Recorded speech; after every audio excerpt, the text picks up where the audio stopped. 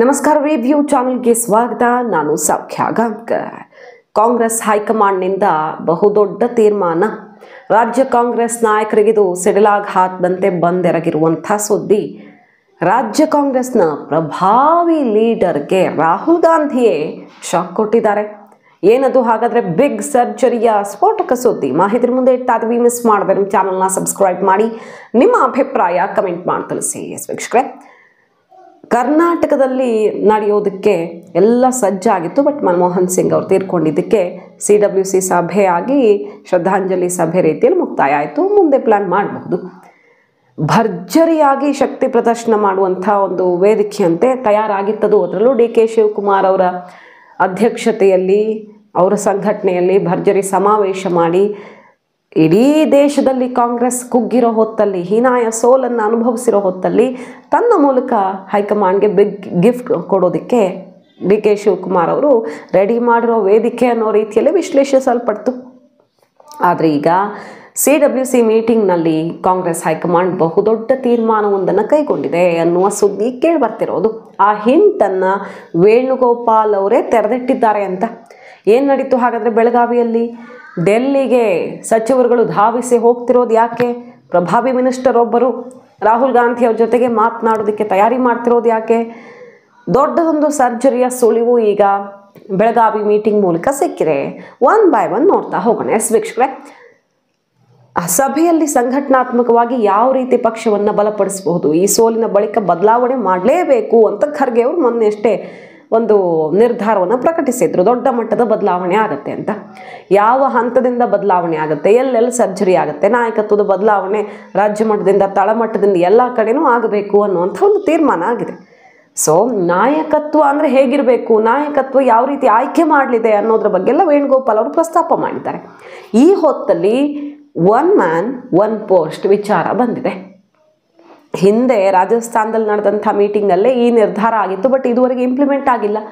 ಈಗ ಪಕ್ಷಕ್ಕೆ ಹೊಡೆತದ ಮೇಲೆ ಹೊಡೆತ ಬಿದ್ದಿರೋ ಹೊತ್ತಲ್ಲಿ ಈ ನಿರ್ಧಾರವನ್ನು, ರಾಜಸ್ಥಾನದ ಮೀಟಿಂಗಲ್ಲಿ ನಡೆದಂಥ ಕಳೆದ ವರ್ಷದ ಮೀಟಿಂಗಲ್ಲಾದ ನಿರ್ಧಾರವನ್ನು ಇಂಪ್ಲಿಮೆಂಟ್ ಮಾಡೋ ಸಮಯ ಬಂದಾಗಿದೆ ಅನ್ನುವ ನಿರ್ಧಾರವನ್ನು ಮಾಡಿರೋದು, ಆ ನಿರ್ಧಾರ ಪ್ರಕಟಿಸಿರೋದು ಹೈಕಮಾಂಡ್.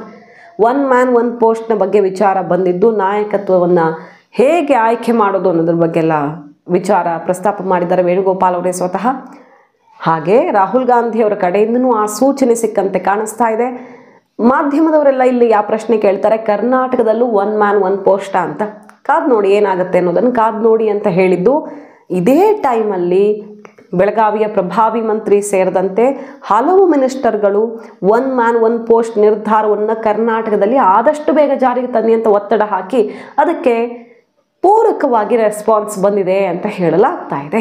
ಹಾಗಾದರೆ ಹಲವು ದಿನಗಳ ಬೇಡಿಕೆ DK ಶಿವಕುಮಾರ್ ಅವ್ರನ್ನ KPCC ಅಧ್ಯಕ್ಷ ಸ್ಥಾನದಿಂದ ಕೆಳಗಿಳಿಸಬೇಕು ಅಂತ. ವಿಶೇಷವಾಗಿ ಸತೀಶ್ ಜಾರಕಿಹೊಳಿ, ಬೇರೆ ಬೇರೆ ದೊಡ್ಡ ದೊಡ್ಡ ಮಿನಿಸ್ಟರ್ಗಳೆಲ್ಲ ಮೀಟಿಂಗ್ ಮಾಡಿದ್ದು, ಸೆಟ್ ಹೊಡೆಯುವಂಥ ಮಾತುಗಳು, ವಾಗ್ಬಾಣಗಳೆಲ್ಲ ಎಕ್ಸ್ಚೇಂಜ್ ಆಗಿದ್ದು ನೋಡಿದ್ದೀವಿ.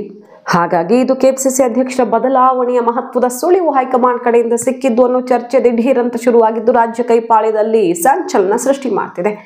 ಇಂಥದ್ದೆಲ್ಲ ಮಾತುಕತೆ ಆದ ಬೆನ್ನಲ್ಲೇ ತುಂಬ ಜನ ಮಿನಿಸ್ಟರ್ಸ್ DK ಶಿವಕುಮಾರ್ ಜಾಗಕ್ಕೆ ಬೇರೆಯವರು ಬರಲೇಬೇಕು, ಸಮಯ ಆಗಿದೆ, KPCC ಅಧ್ಯಕ್ಷ ಬದಲಾವಣೆ ಆಗಬೇಕು, ಸಚಿವರಾಗಿರಲಿ ಇಲ್ಲ ಅಧ್ಯಕ್ಷರಾಗಿರಲಿ ಎರಡರೊಳಗೆ ಒಂದು ಬಿಟ್ಟುಕೊಡ್ಲಿ, ಎಷ್ಟು ಪೋಸ್ಟ್ ಅಂತ ಅವ್ರು ಇಟ್ಕೊಳ್ತಾರೆ ಅನ್ನೋ ಅಸಮಾಧಾನ ಹೊರಹಾಕಿದ್ದು. ಬರೋ ವಾರದಲ್ಲಿ ಸತೀಶ್ ಜಾರಕಿಹೊಳಿ ಮತ್ತು ಪ್ರಭಾವಿ ಮಿನಿಸ್ಟರ್ಗಳು ಡೆಲ್ಲಿಗೆ ಧಾವಿಸಲಿದ್ದಾರೆ. ರಾಹುಲ್ ಗಾಂಧಿ ಅವ್ರನ್ನ ಭೇಟಿಯಾಗೋದಕ್ಕೆ ಮುಹೂರ್ತ ಫಿಕ್ಸ್ ಆಗಿದೆ ಅನ್ನುವ ಸುದ್ದಿಯೂ ಕೇಳಿ ಬರ್ತಾ ಇದೆ. ಸೊ KPCC ಅಧ್ಯಕ್ಷರ ಬದಲಾವಣೆಗೆ ಮುಹೂರ್ತ ಫಿಕ್ಸ್ ಅನ್ನುವ ಸುಳಿವು, ಒನ್ ಮ್ಯಾನ್ ಒನ್ ಪೋಸ್ಟ್, ಈ ನಿರ್ಧಾರವನ್ನು ನಾವು ದೇಶವ್ಯಾಪಿ ಅಳವಡಿಸೋದಕ್ಕೆ ಟೈಮ್ ಬಂದಿದೆ. ಯಾಕಂದರೆ ಈಗ ಸದ್ಯಕ್ಕೆ ಎಲೆಕ್ಷನ್ ಇಲ್ಲ. ಜಾನ್ವರಿಯಲ್ಲಿ ಡೆಲ್ಲಿ ಎಲೆಕ್ಷನ್ನು, ಅದು ಮುಗಿದ್ರೆ ಬರೋದು 2025ರ ಕೊನೆಗೆ ಬಿಹಾರದ ಎಲೆಕ್ಷನ್ನು. ಹಾಗಾಗಿ ಈಗ ಬದಲಾವಣೆ ಮಾಡೋದಕ್ಕೆ, ಹೊಸಬ್ರನ್ನ ತರೋದಕ್ಕೆ ಅವ್ರಿಗೆ ಸ್ವಲ್ಪ ಟೈಮ್ ಬೇಕಲ್ಲ, ಮತ್ತು ಮುಂದಿನ ಎಲೆಕ್ಷನ್ಗೆಲ್ಲ ಪ್ರಿಪೇರ್ ಆಗೋಕ್ಕೆ ಟೈಮ್ ಇದೆ. ಸರಿಯಾದ ಸಮಯ, ಒನ್ ಮ್ಯಾನ್ ಒನ್ ಪೋಸ್ಟ್, ನಾಯಕತ್ವ ಬದಲಾವಣೆ ಎಲ್ಲ ಕಡೆ ದೇಶವ್ಯಾಪಿ ಆಗುತ್ತೆ ಅನ್ನುವ ಸುಳಿವು ಈಗ ಪಕ್ಷದ ಹೈಕಮಾಂಡ್ ಕಡೆಯಿಂದ ಬರ್ತಿರೋದು. We already told you 2025 is going to be a organizational revamping program. 2025 is the year of organizational revamping program year for the Congress Party. from every level, both to top. There will be an examination of accountability. There will be a thorough inquiry about the capability of the leaderships, and we will do a massive organizational revamp. That will start immediately from December 27, 2024 to... so D K Shivakumar ಅವ್ರಿಗೆ ಮುಹೂರ್ತ fix ಆಯ್ತಾ? ಅಕಸ್ಮಾತ್ ಇಳಿಲೇಬೇಕು ಅಂತ ಬಂದರೆ C M ಕುರ್ಚಿ ಪಟ್ಟನ್ನು ಮತ್ತಷ್ಟು ಬಿಗಿಯಾಗಿ ಹಿಡಿಬಹುದು D K Shivakumar ಅವ್ರು. ಹೇಳೋಕ್ಕಾಗಲ್ಲ. ಆಯಿತು, ಇದನ್ನು ಬಿಟ್ಕೊಡ್ತೀನಿ, ನನಗೆ ಮಾತು ಕೊಟ್ಟಿದ್ರಲ್ಲ ಆ ಮಾತನ್ನು ನೆನಪಿಸ್ಕೊಳ್ಳಿ ಅಂತ ಪಟ್ಟು ಹಿಡಿಬಹುದು. ಅವ್ರಿಗೆ ಇನ್ನೂ ಒಂದು ಒಳ್ಳೆ ಚಾನ್ಸೇ ಆಗಬಹುದು, ಹೇಳೋಕ್ಕಾಗಲ್ಲ. ಇನ್ನೊಂದು ಕಡೆ ರಾಹುಲ್ ಗಾಂಧಿ ಅವರು ರಾಜ್ಯದ ಪ್ರಭಾವಿ ನಾಯಕನಿಗೆ ಮುರಿಸ್ತಂದ್ರ ಮೀಟಿಂಗಲ್ಲಿ. ಬೇರೆ ಯಾರು ಅಲ್ಲ, ಡಿ ಕೆ ಶಿವಕುಮಾರ್ ಅವ್ರಿಗೆ ಎಲೆಕ್ಷನ್ ಗೆಲ್ಲುವ ಸ್ಟ್ರಾಟಜಿ ಬಗ್ಗೆ ಚರ್ಚೆ ಆಗ್ತಿರತ್ತೆ. ಇತ್ತೀಚೆಗೆ ಎಲೆಕ್ಷನ್ ಗೆಲುವಿನ ರೂವಾರಿಯ ರೀತಿಯಲ್ಲಿ ಡಿ ಕೆ ಶಿವಕುಮಾರ್ ಅವರ ರಣತಂತ್ರ, ಚನ್ನಪಟ್ಟಣ ರಣತಂತ್ರ ಆಪರೇಷನ್ ಎಲ್ಲ ಸಕ್ಸಸ್ ಆಯ್ತಲ್ಲ. ಹಾಗಾಗಿ ಅದೇ ಒಂದು ಎಕ್ಸ್ಪೀರಿಯನ್ಸಲ್ಲಿ ಅವ್ರು ಮಾತಾಡೋಕ್ಕೆ ಹೋದಂಗೆ ಕಾಣಿಸ್ತಾ ಇದೆ. ಎಲೆಕ್ಷನ್ ಗೆಲ್ಲೋದಕ್ಕೆ ಕ್ಯಾಶ್, ಕಾಸ್ಟ್ ಮತ್ತು ಕ್ಯಾಂಡಿಡೇಟ್ ವೆರಿ ಇಂಪಾರ್ಟೆಂಟ್ ಅನ್ನೋದನ್ನು ಹೇಳೋಕೆ ಹೋದಾಗ ರಾಹುಲ್ ಗಾಂಧಿ ಅವರು ಅದು ಒಂದು ಪಾಯಿಂಟ್ ಅಷ್ಟೇ. ಆದರೆ ಪಕ್ಷದ ಸಿದ್ಧಾಂತದ ಹೆಸರಲ್ಲಿ ಗೆಲ್ಲೋ ಥರ ಆಗಬೇಕು, ಆಗ ಅದು ನಿಜವಾದ ಗೆಲುವು.